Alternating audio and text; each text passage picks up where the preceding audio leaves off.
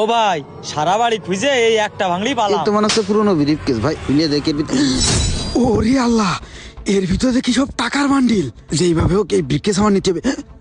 ভাই এই মাল তো সেরকম একটা চলে না, এ আর কয় টাকায় হবে না? আপনি কন ভাই, কয় টাকা হলে আপনি আমারে দেবেন?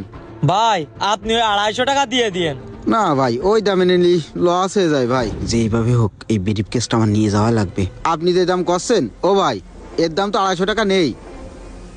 ওই 100 টাকা দিয়ে দিবানে, যদি হয় তাহলে আমারে দেন।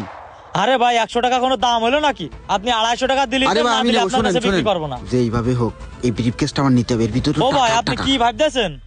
ও ভাই কিছু ভাবতেছি নে। আপনি 250 টাকা দিলি দেন, না দিলে আপনার নীতি হবে না।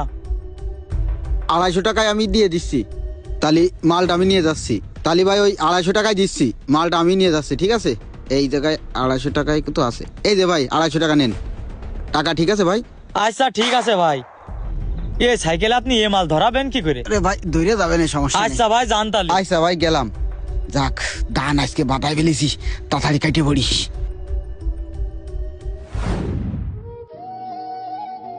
আসসালামু আলাইকুম। ওয়ালাইকুম আসসালাম।